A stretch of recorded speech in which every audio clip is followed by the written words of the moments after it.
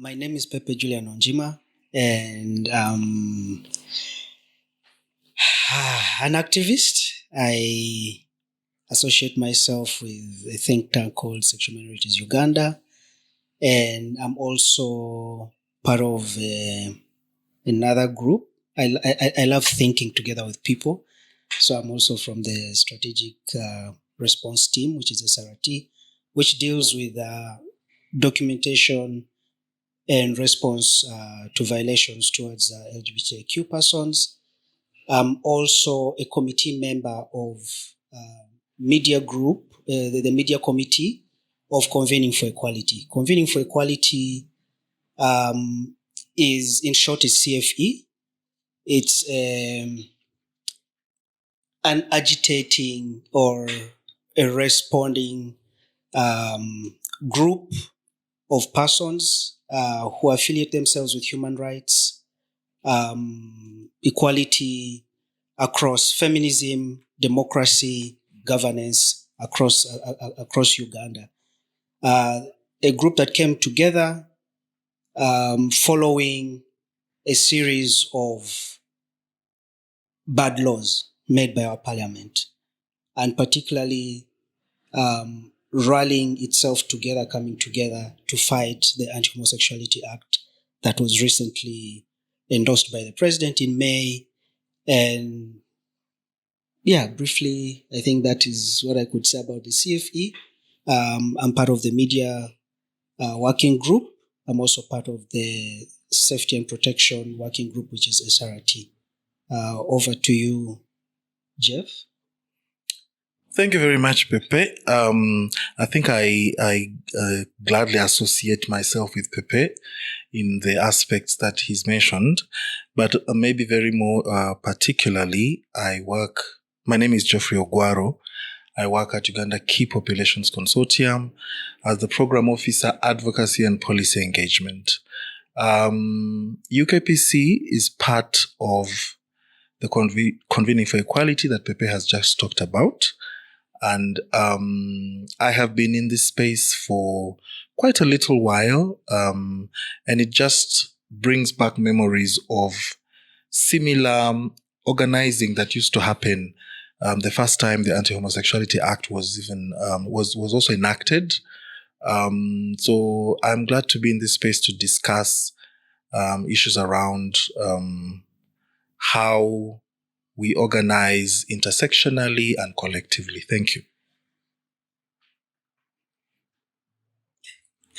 Thank you, Jeffrey, and thank you, Pepe. Hi, everyone. My name is Ruth Muganzi. I am a team member at Kuchu Times Media Group, and I am also part of the Convening for Equality, specifically the media working group. And this is one of the initiatives that the media working group is taking on to see how we can create talking space as we organize around this Anti-Homosexuality Act that is in play. How do we organize, and while we're organizing, how do we ensure that the community upon which we're organizing, other people who are interested in the conversations are present in these conversations? How do we talk to each other? Also, how do we listen? How do we ensure that authentic information about what's happening in Uganda this time is present? This is why we have the talking space. And today, as we had, Jeffrey and Pepe are present, as well as Bakshi. Hi, Bakshi. Hey, Ruth. Hey, Pepe. Hey, Jeff. Hope you can hear me clearly. Yes. Perfect. Bakshi Osman is my name, and I work at Transparency Global, but also a very active member of the Convening for Equality in the media group, technical working group that is really supporting the advocacy and communication during these trying times that are really not really inevitable and that can be not really necessary in our lives. But we are supporting through the processes and seeing how best we can ensure everyone can enjoy and attain their sexuality. Thank you, Bakshi. To open today's conversation, we would love to talk about, and I'll let Geoffrey carry us into the next conversation, one of the key topics around which we organize. Hi, Okay. Geoffrey. Hi, thank you very much. One of our talking points today is what is this law and why is it important? Not important in a positive way, of course, but why are we all talking about this law? Why, for example, is Bakshi interested in this law? Why is whatever organization, why are they interested in this law? Why are social justice activists interested in this law? And how does this law impact the social justice community in the country more broadly? Bakshi, maybe would like to start with you. How does this law impact the rest of the social justice community? Yes. When you look at the entire ecosystem that we live in and work in, we are not independent. We are really interconnected. Mm-hmm. And before we start any conversation, all of us are human. So it means I need to eat, I need to live, I need to sleep, I need to access information, I might need access to service, I need to use public transport, I need to access maybe a recreational place, I need to access nutrition. So it means by just the law being there, it already undermines the fact that I'm a human being and I need to live my day-to-day life. I need to wake up and relate to different people.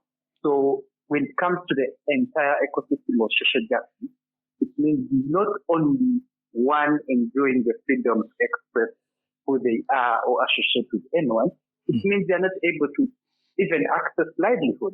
You cannot go freely and walk into maybe a market in the community, even a roadside or organized market.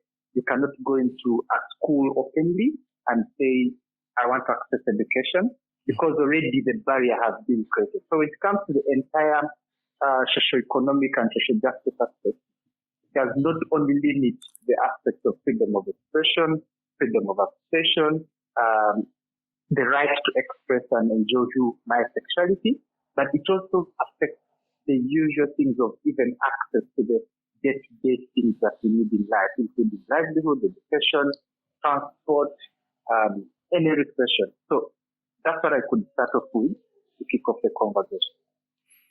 So you are essentially saying the universality of human rights is one of the key points to which to rally around, because the Universal Declaration on Human Rights tells us that these rights are universal. They are not divisible. They are indivisible. Pepe, why would you be interested in a law that takes away the rights of any group? Well, for me, the fact that it takes away rights of people, rightfully, as Bakshi has said, we're all human to begin with. And to deny any human being within whatever borders their right to just be themselves as human is wrong, in my opinion. So my interest in this law is, one, the fact that I have scars from being discriminated, emotional scars, physical scars, and I know what kind of damage such a law can inflict on a person, can inflict on a community and the society at large. And this law is not about sexual acts or relations between same-sex people. The law undermines democracy. It undermines the African spirit of Ubuntu, where you are because I am. It undermines humanity as a whole.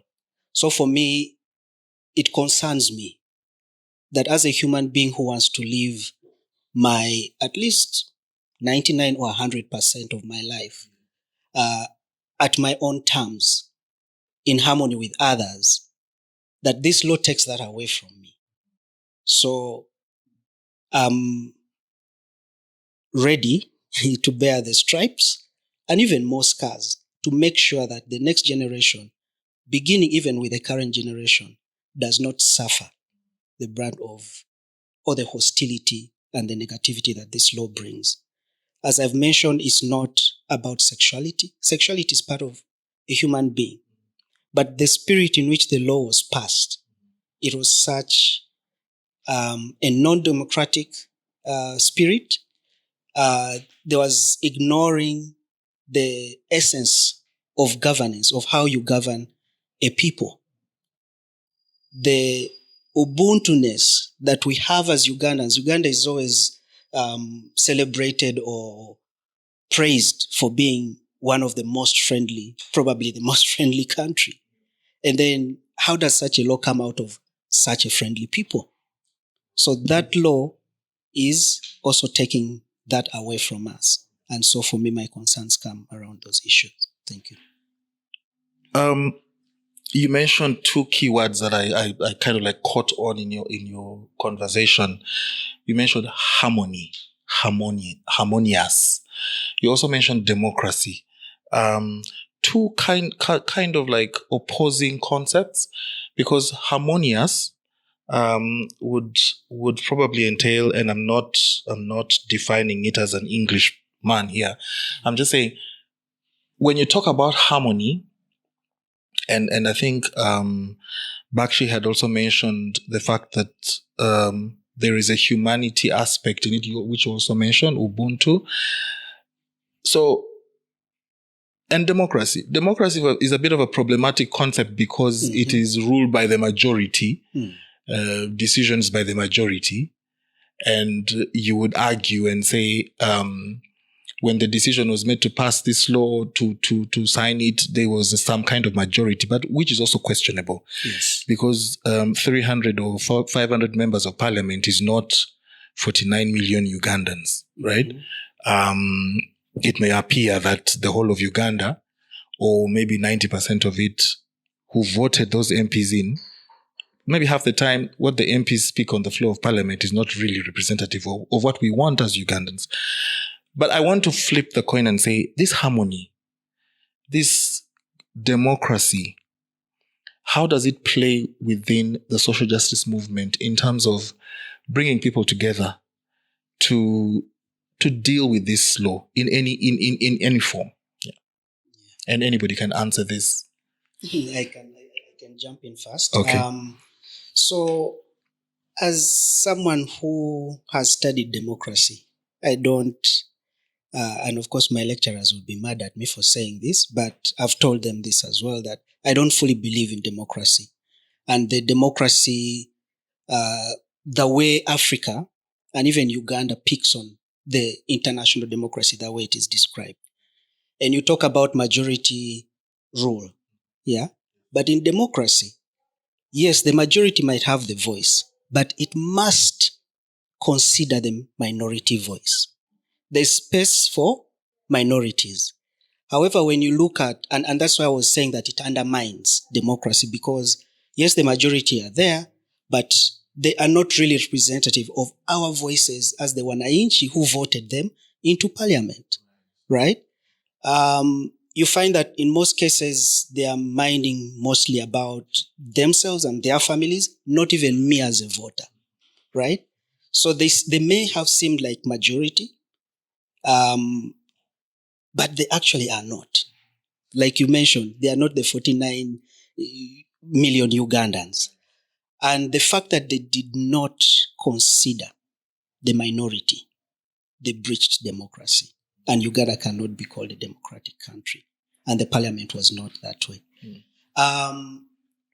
Social justice movements like ours in Uganda and across the world,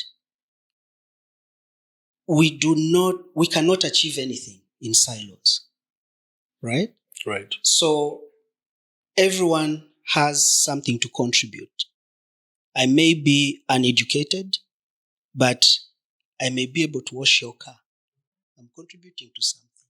As little as it may seem, I may be a lawyer and I represent someone in court, right? I don't know who you are, but I'll represent you in court. So there's no running away from the harmony of humanity. We are interdependent, And we cannot silo ourselves and say, okay, as queer activists, we are going to queer, our spaces alone. No. You are born by heterosexual people without your consent. However, in the world. So as you live your life and you're queer, you're still a human being. You interact with the market person, a tomato seller or maize seller. I like maize. I take a boda, I interact with that person. I'm contributing to their livelihood as well. So there's a lot of interconnectedness that we cannot ignore. So, for instance, if I'm homophobic and I'm a boda rider, right? I might, because everyone is wearing skinny pants, and the stereotype is that queer people wear, skinnies and they look really fly, they are moisturized and everything. You might not eat. And it's true, me, I moisturize, by the way. But you might not eat because you're segregating people. You will see 10 people and you'll be like, Sigena Mutwala, I cannot take that person. You get another one. At the end of the day, you'll drive your fuel, you'll go home, if at all you have enough fuel to take you home. So we can't ignore the fact that as human beings, we are interconnected at whatever level. So for social justice, we look at all those different aspects of humanity, of the social life. Yeah. We can't ignore it and say that it's only just one thing. Democracy is not out of social justice. It's also part of our daily lives. Looking at Ruth thinks as the organizer, she's going to dodge questions. I'm going to come to Ruth later on. Bakshi, are you still there with us? Very, very much. I'm here. Okay. I don't know if you also want to respond to that particular question, but I had a different question for you. Make your choice.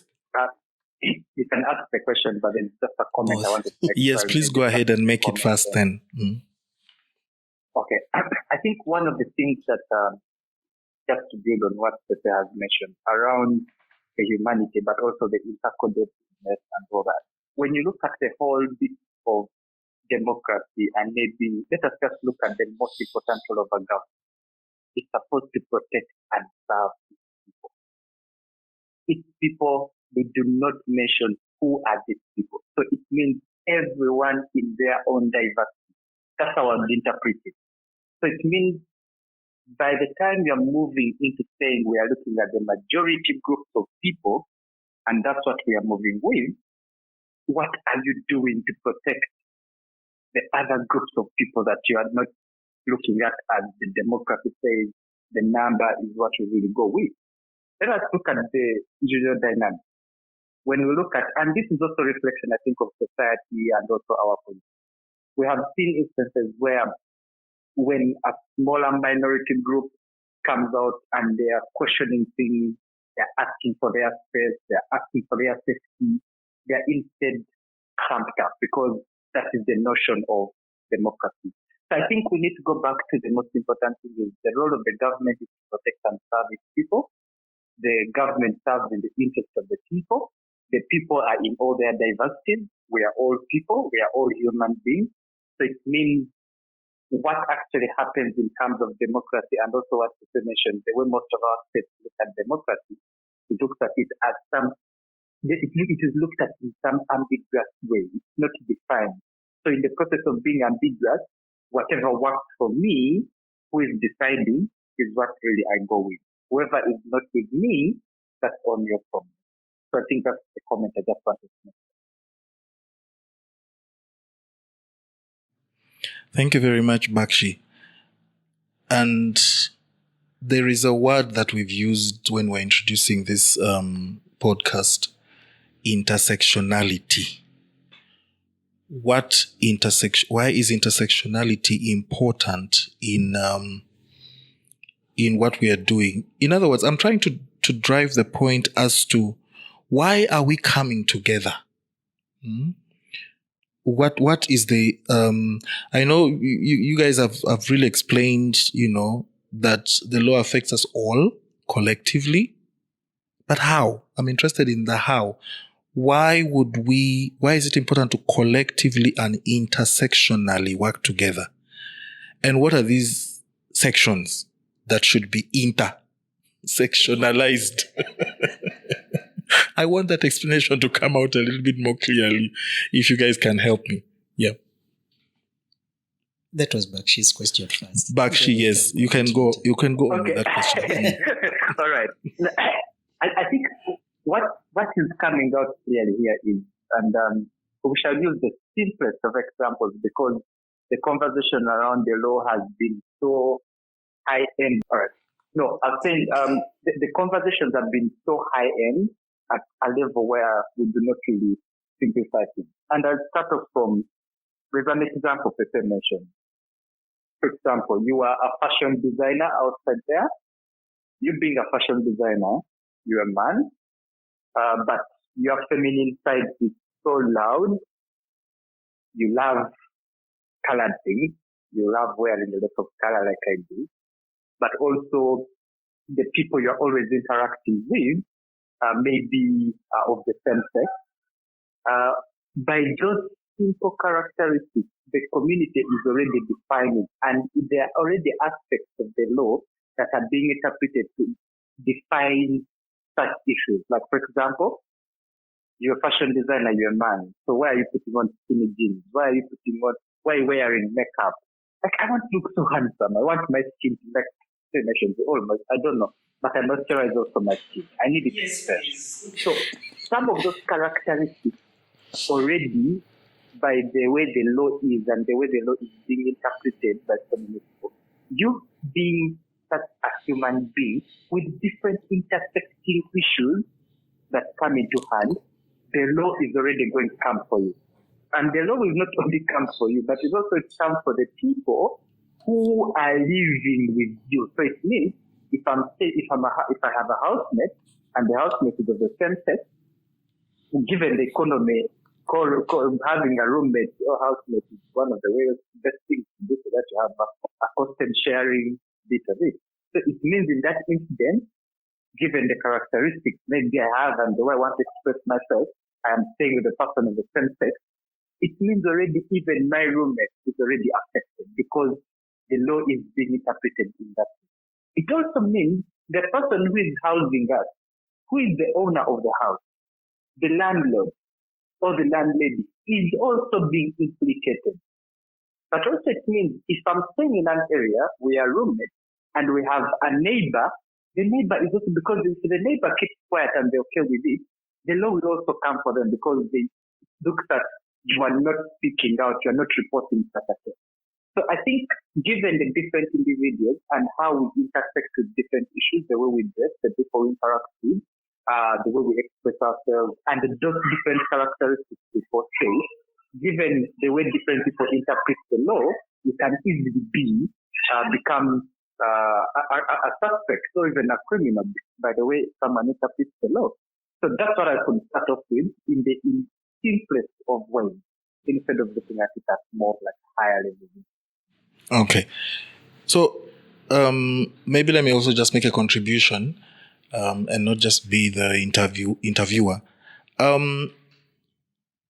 So there are people who have helped us to engage, in all our engagements, trying to fight discriminatory laws. And some of these people do not necessarily even belong to the group that's being discriminated, to the LGBTI community. And they've supported us in the past. They're supporting us now. What are some of the strategies that have succeeded? That do you see succeeding? And this is for everybody, including Ruth. Have you seen success in some of this coming together? And what are these successes? What can be replicated by activists in other places? Or even challenges as well. You can also talk about challenges. Well, okay. Sorry, Pepe. Go ahead. I would think to respond to this, would have to look at the history of Uganda's organizing in terms of how the LGBTQ movement has organized, and the other movements that have had to grow alongside us. And those are successes that I believe that our queer movement needs to take account for. Yeah, I think when we saw the coalitions work during the 2014 to 2009-2014 struggle, we saw, there was a lot of people as NGOs working on other human rights, for which even I as a queer person am a beneficiary, for an organization that is working on the empowerment of women. Me as a queer woman, I benefit from that movement. The progress of that movement, I benefit from it, even without mentioning my queerness. And where those movements have come along to ensure that we as queer people, as queer women, our rights are not left behind, as queer men, as trans individuals, our rights are not trampled upon in the various political struggles. We've seen growth. When you look at our organizing as LGBTI people between 2014 to 2023, we've had so many social groups come up that have empowered so many queer people in so many spaces. The struggle then was, when you look at that, how we organized in a 2014 struggle, a small group of activists had to bear the burden of carrying that struggle. Right now, we have queer people who are not activists, who are speaking up on these TikTok spaces. We have queer people who are not afraid of still wearing their rainbow things and being out there. Floating the queerness. I think all that has come up because there's been collective efforts to ensure that that space is there. And I don't think that we need to look at that collective space more always in terms of what the external community has done for us as the queer people. Even within us, how we organize as the LGBTI movement, there's a lot of collectiveness there. Because when you look at initiatives around health, so many times that conversation is guided by the needs of men and trans-identifying individuals. But when you go down to the work, who is actually doing that organizing, it's different LGBTI people who are ensuring that those spaces that cater to so many of us who we will consider high risk are guided by people who won't benefit from that space. There's collective organizing, I think, in terms of spirit, us being willing to step out of your privilege, of your safety, to say, I'll come to the LGBTI struggle openly. I'll speak up even when I can benefit from the silence. We're collectively organizing, not just as people who are activists on the front line, but people who are still responding to the needs of queer people down in community spaces where when our safe spaces have had to be locked down at this point, there are people who are still responding to the needs because those needs have not gone away. Simply because we have a law in place, people's needs has not gone away. The reasons why we started organizing have not changed.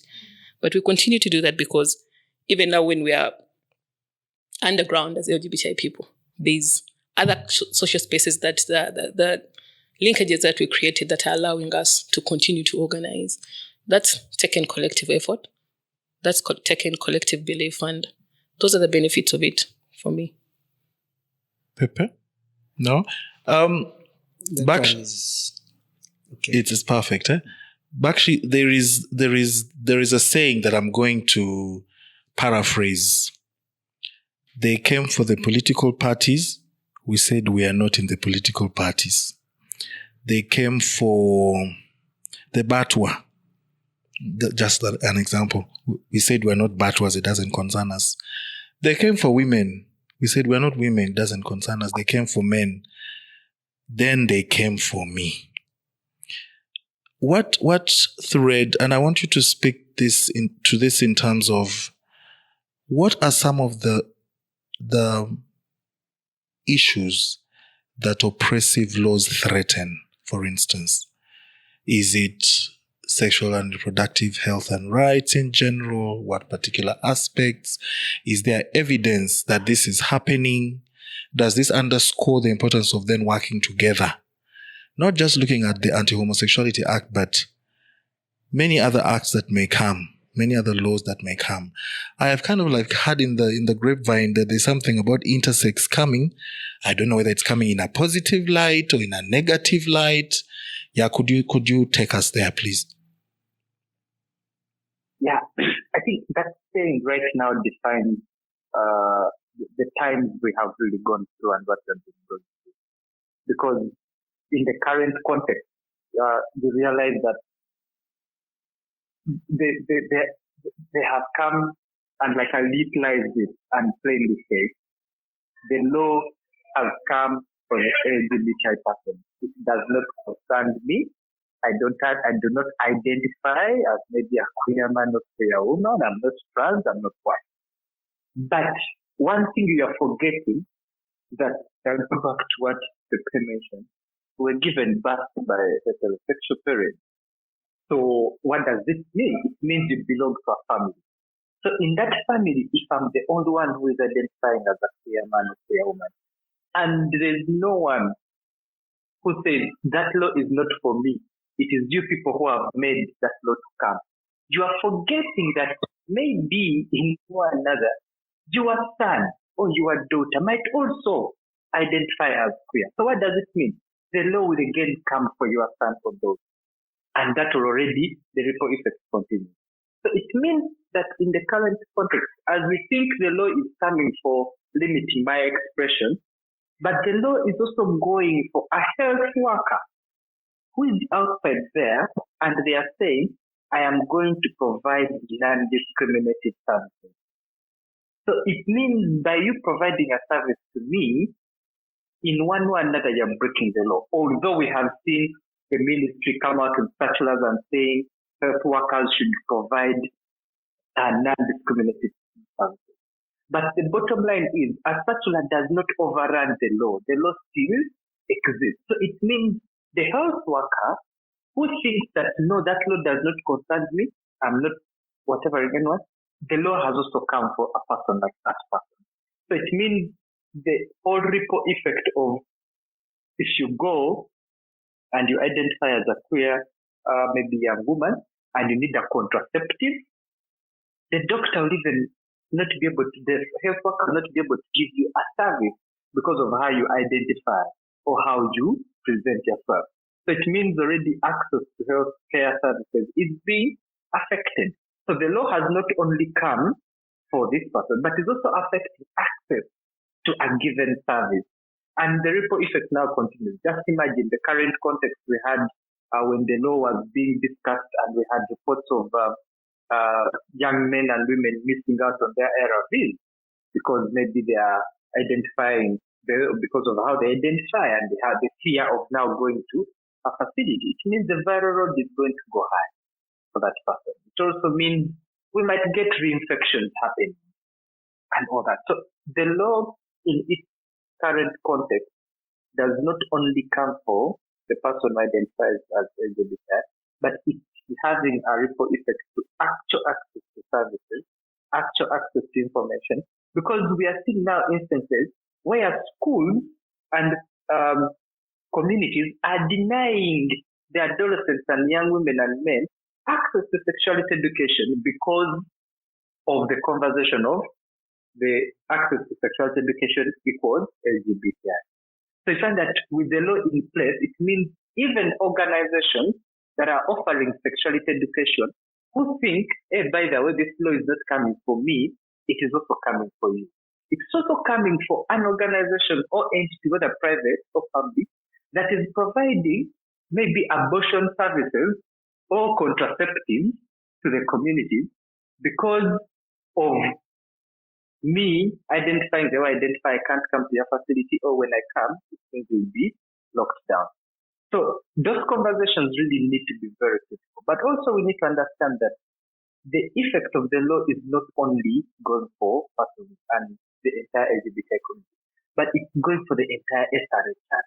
Because you cannot speak about sexual reproductive health and rights without speaking about sexuality, without speaking to human rights, without speaking to access to information, without speaking to diversity, without speaking to inclusion.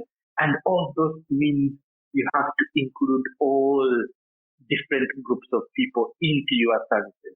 So we need to mean that I will go, for example, if I'm offering sexuality education, I move to a community and say, by the way, if you know you identify as maybe trans or lesbian, get out of here, go. I'm not providing a service to you. That is like the implication. to the common other organizations that are doing any other work. So I'll say as it is, the law is not only coming for persons who identify as LGBT as part of the LGBTI community or associate with them, but it's also coming for you who is doing sexual productive health and rights work, whether it be HIV, sexuality education, service delivery, people who are working with SDPV and all that. Okay. I think that really explains it very well. Thank you very much, Bakshi, for that. We're going to move. I can see Ruth wants to also say something very, very important. Please, Ruth, go ahead. I think very, very important is the word, but okay. I'll say Bakshi puts the narrative that centers human rights really well. But there's another question that when we're organizing, I think at this point we need to be conscious of the political aspects of how discriminatory laws have in history been used by dictatorships as a way to hold down political dissent. There's a member of parliament out there right now who thinks that by passing this law, they are doing something that they're actually doing something good.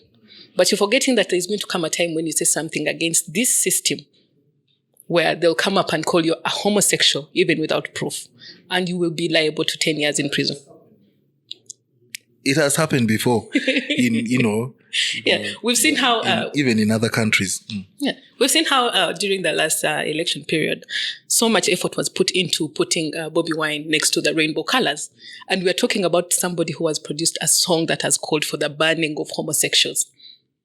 And you're putting, because now they have become a political figure, you need to discredit them, so you bring them next to, you align them with the people that you've created a law to criminalize, to say they should not be. And the punishment for being or even associating with these people is this term in prison.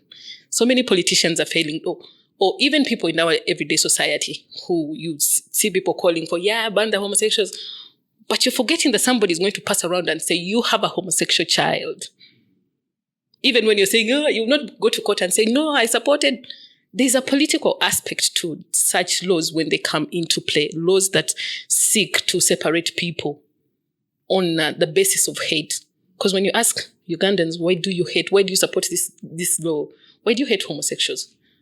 So many of these people have never even had time to interact with a homosexual, self-identifying person who has come to their reality and said that this is who I am. They are fed these negative narratives that teach them we're recruiting children because they want you to hate something that you don't know. And why do they want you to hate it? There's also another aspect that we need to consider within the Ugandan organizing. And I believe that our movement, the LGBTI movement, as we go forward, these are things that we need to take seriously. Every time the anti-gay conversation has come to the floor of parliament, there's been another bill in play on the floor of parliament. Before we had it when the president needed to change the age limit. We saw it being loud when the changing of the constitution was happening at the first time. The anti-homosexuality conversation or these policies have constantly come up to divert Ugandans. And I don't know why we're allowing our members of parliament. I hate the fact that we wake up to vote every other year with so much money spent and send people to sit in parliament who are just saying yes, yes, yes. Like, come on. When did we become such a lazy lot to say that those are the things that we must focus on as a people? That it's okay that we shall sit in such high levels of poverty.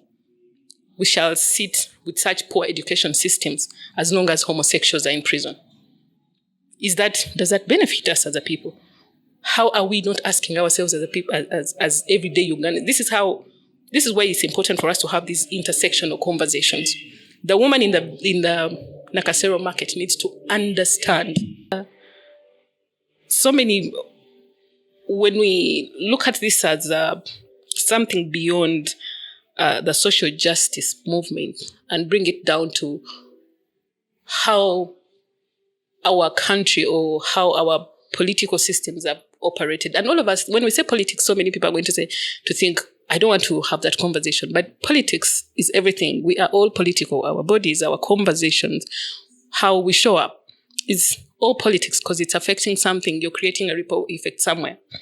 And I think at this point, all of us need to be concerned about this bill, not because it's a homosexual issue, but because your government has constantly shown you that, not even this government, even when we look at the history of the Nazi movement, homosexuals were put into that conversation to kickstart the hate that people saw in the long run. It started with criminalizing homosexuals because of the ranks that they had taken within this political system. And when somebody didn't like what one homosexual's influence was, they criminalized a whole identity. We need to be aware that even this Ugandan system is not far away from that, because every time this conversation has come up, there's been something big at play. Why aren't we need to refocus our attention there and say, and I believe that, first of all, we as queer people need to accept that if politically we can move such big things that you need to criminalize me to get to point X, maybe I have that influence. Maybe we need to be looking into how we penetrate those political spaces and say, if you can use me, I also need to take a bit of this cake. To cut you short, but I might forget it. Just as you speak about the political bit of it, it takes me back to 1884, thinking about a teenage Kabaka Mwanga. Very resistant to the British, resistant to all these people. And what did they do? They started rumor mongering that he's homosexual. And how many kids did the man have? And I mean, he must have been sexually fluid and all that. But the British used his sexuality against him to make sure that they could get into the kingdom and take over. And eventually they celebrate traitors, calling them martyrs. But they are martyrs for who? They should be dying for their king, not for some white person that does not give two F's about them. So the political aspect is since time immemorial, that it keeps going on. And us as agitators, as resistors, as people who are collectively working to live in a better world, to have children born in a better world, we need to open up our minds. We need to read more. We need to inform ourselves beyond the everyday just breath. I know there are limitations, especially for queer persons, because for us every day is a life and death existence. If you might exist, you might not exist any other minute.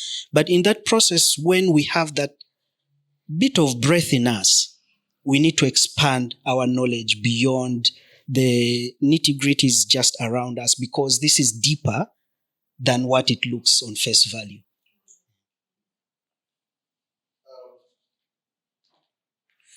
I was thinking the other day that when the people of Uganda are done uniting against homosexuality, then they'll go back and start fighting each other on another issue.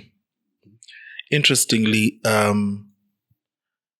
a lot of people came together and then they went back and started fighting each other on religion. There was somewhere where I saw there was a conversation around whether we should have the Catholic bishop stay in the Anglican guest house or something like that. And I said, there you go. I don't know why we can't see these things, that we're always fighting each other based on some characteristic, whether you come from which part of the country, whether you come from which ethnic group, whether we come from which religion. And then, that kind of cycle continues, the cycle of hate and discrimination. All right. But let's not veer off the point here. We're talking about working together. And I'm going to ask this of Pepe. We've discussed at length how we've been working together. Maybe perfectly, maybe not so perfectly, but there's space for improving. But what about working with the international community? I know not only a couple, I was going to say a couple of you, but a lot of us have been traveling a lot of late, and we've seen results of this travel. We've seen results of this, maybe not particularly even travel, but a phone conversation with someone outside Uganda.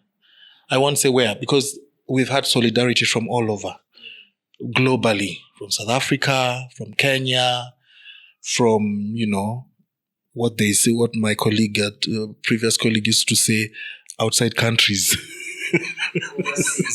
overseas. What is the importance of this solidarity that we get from outside Uganda, and what has it done for us? And what would happen if we didn't have this solidarity?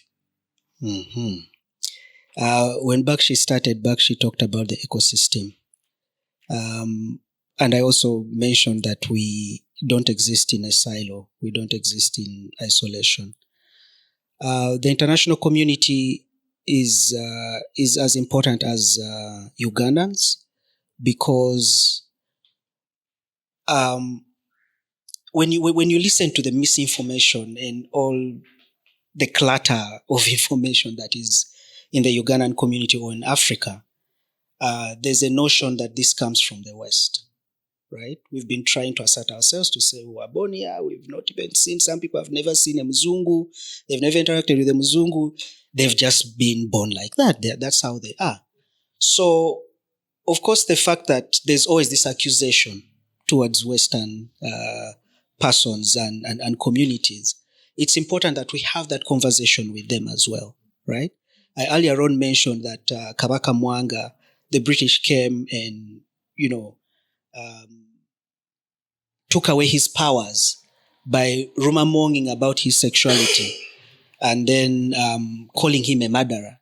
And yet they were traitors of what the Buganda kingdom was. So it's important that we have the conversation with them.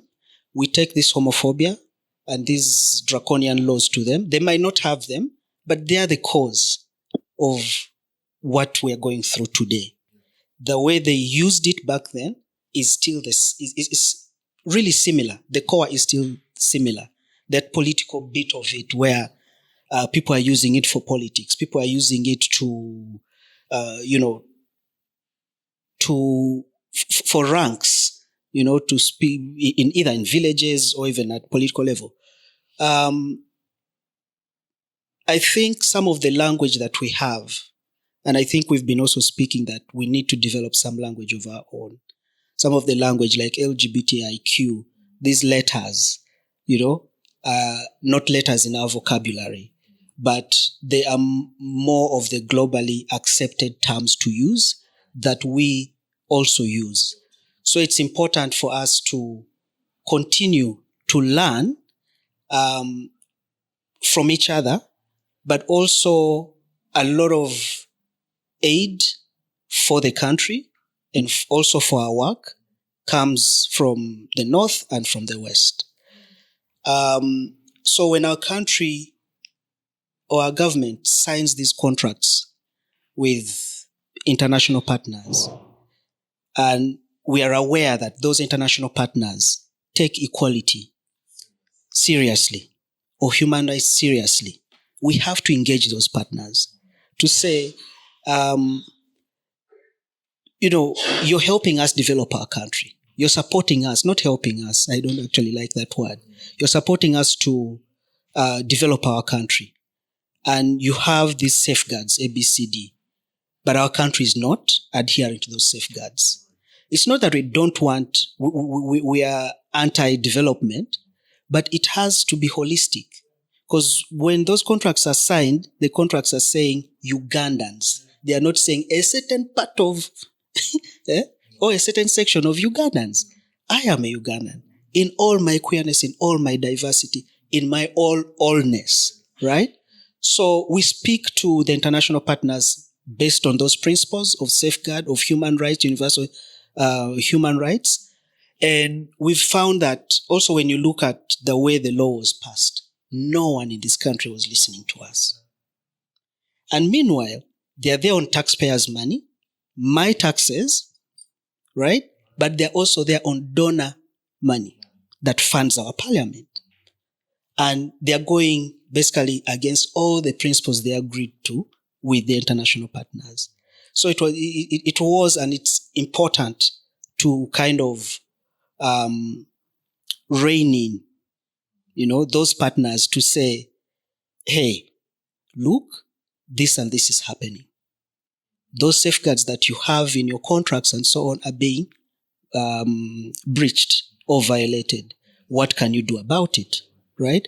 But also with over the years, we've come to learn that we are not emancipated of the white man.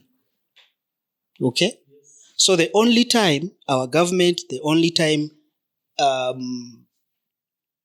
like our parliament will kind of listen, the current parliament has been kind of adamant, but we know that the individual MPs who are going to, to the to look for donations from their white counterparts or from the West, and yet when they're in parliament, they are saying, "Oh, we don't care.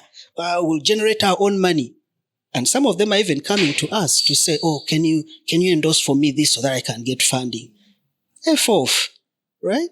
So that connection with the international community is very important because we don't live in isolation. We have partnerships across programs. Many of us go for fellowships. Our universities get funded by international universities or international partners.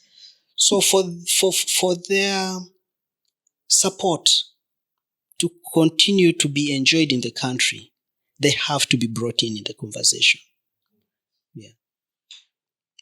Oh, you asked whether there was a part of the question, it was a long one, whether it works or doesn't work, right? Or what would happen if it wasn't there? Wasn't there. Yeah. So the way the conversations have been going, had we not reached out for solidarity across the globe, I think you and I would be in jail. All right. Wouldn't be here seated, having a conversation with each other.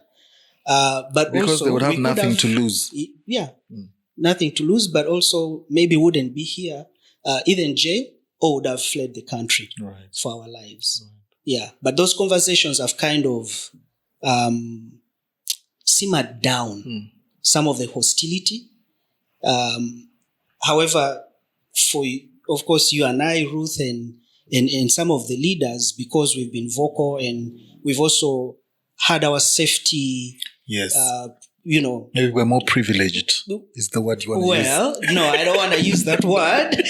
What about the Kuchu wansi? Exactly. So that's why I don't want to use the term privilege. Yes. I think it's opening ourselves to knowledge and actually practicing the protocols that we put for ourselves and so on. Yes. And Mutu wansi, Kuchu wansi, that lower Kuchu.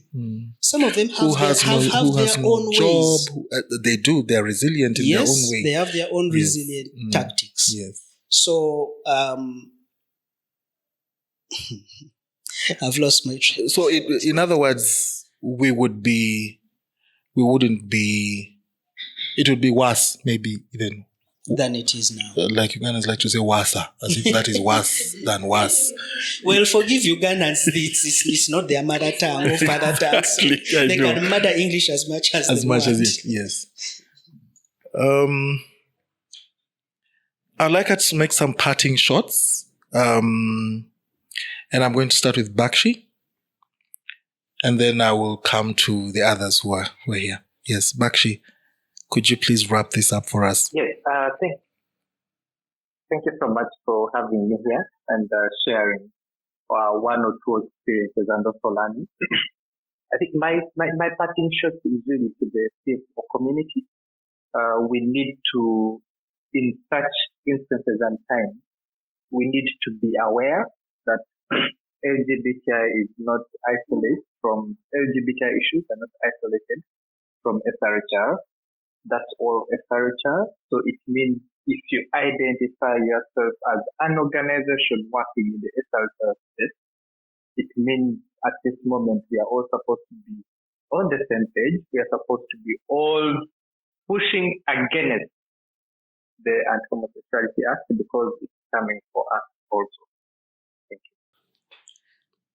Any parting shots? Final thoughts?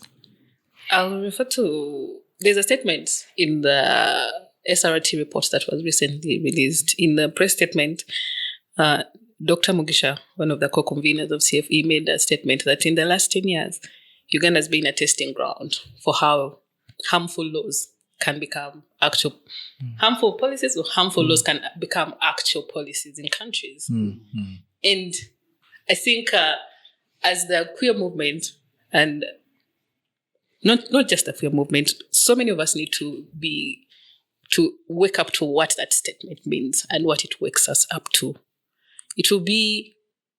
There has to be lessons that even we as organizers, as agitators, as people who stand for social justice have learned in the last 10 years when the other side was doing the testing over time.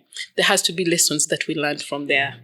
And if not, we need to check ourselves and see, like, for over 20 years of LGBTI organizing, LGBTI movement in Uganda, are we going to find ourselves in the same spot in 2030? 2033 again? Will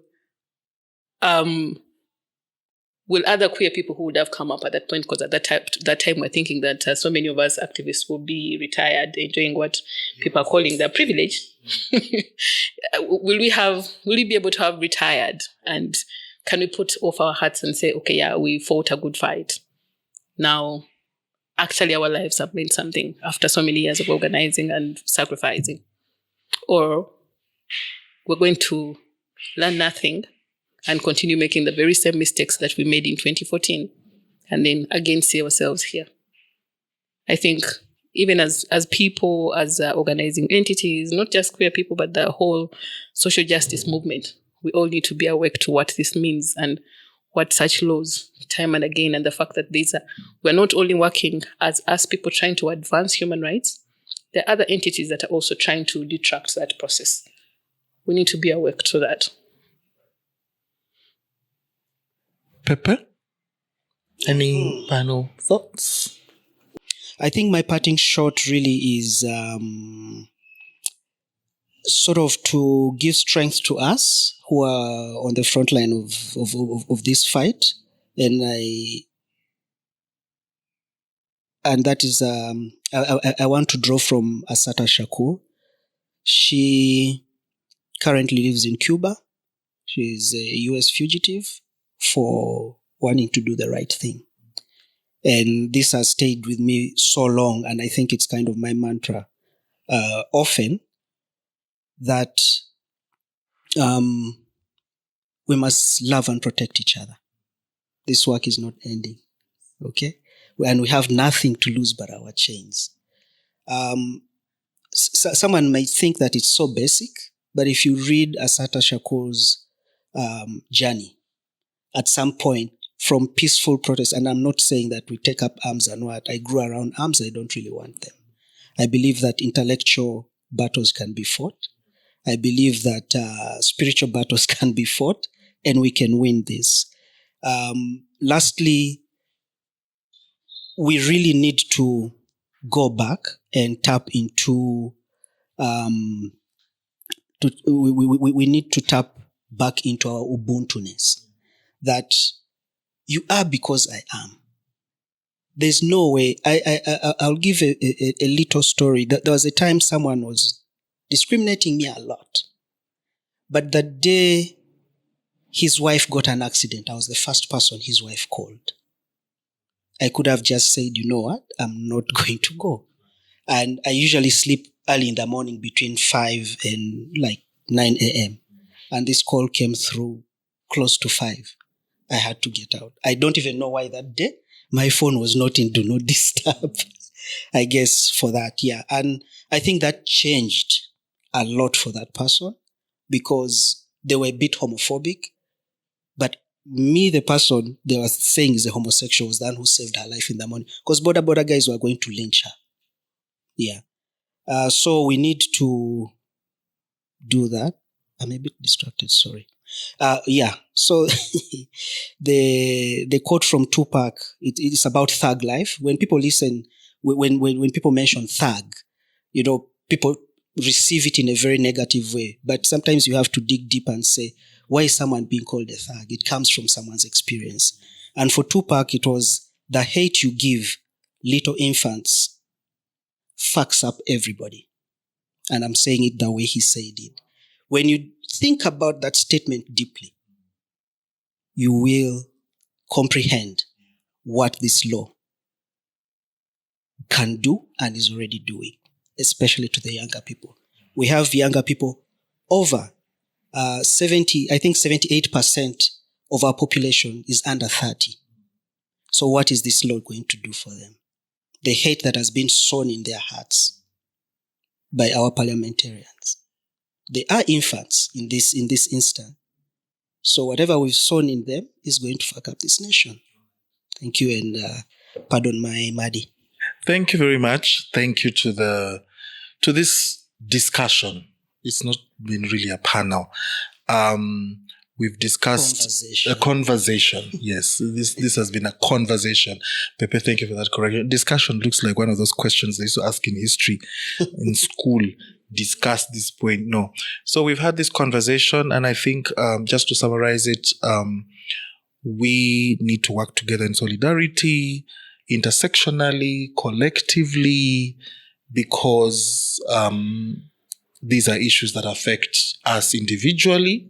Very important, individually. Mm-hmm. Your mother, your father, your brother, your child. These are also issues that affect our social justice work, our SRHR work together. People do not only target this particular aspect of sexuality. They are targeting sexuality education in schools. They are targeting safe abortions. They are targeting family planning pills for young people. They are targeting many things. So it's this conservative religious front that thinks anything sexual is bad. I've paused. Like Beyonce. So let me tell you, I've been around the world. Yes. But there's no country that is highly sexualized like Uganda. Right. And in my opinion, Uganda is the most sexually fluid country. We just hide under those things. Ugandans were good at hiding. We pretend a lot. Anyway, it was great having you guys here. Thanks for listening, and see you next time. Ciao. Ciao.